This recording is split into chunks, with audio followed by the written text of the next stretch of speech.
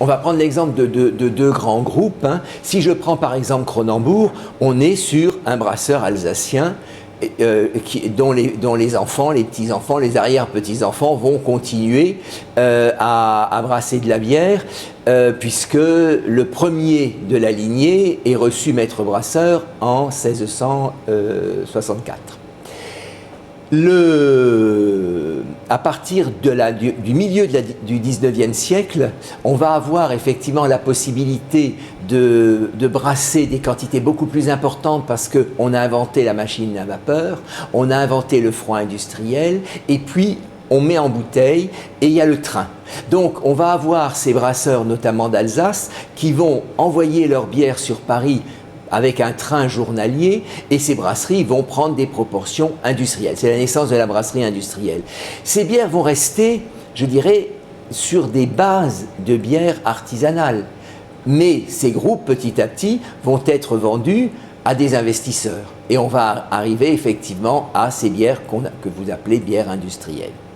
Pour la saga Heineken, c'est la même chose. On a un jeune qui a 24 ans, donc il a votre âge. Son père est un gros marchand de beurre et de fromage au port d'Amsterdam. Il n'a pas du tout envie de reprendre le commerce florissant de son père. Il a envie de faire de la bière de fermentation basse en Hollande, puisque la Hollande ne brassait que de la bière de fermentation haute.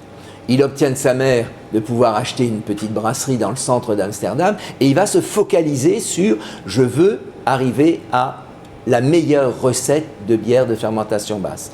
Il va faire des choses assez extraordinaires. Il fait isoler sa levure par un disciple de Pasteur. Donc, si vous voulez, il y a des choses très importantes dans cette constitution-là qui va l'amener à avoir, puisqu'on est à l'époque des grandes expositions universelles, il rafle les médailles d'or, si bien qu'en 1900, Paris lui dit « écoutez, on vous met hors concours, laissez aussi de la place pour les autres ». Et donc, cette bière aurait pu ne pas passer le temps.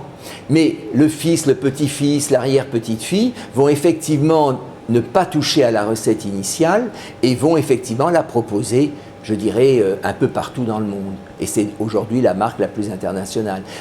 Donc, au départ de ces brasseurs, nous avons tout de même un vrai travail de brasseur.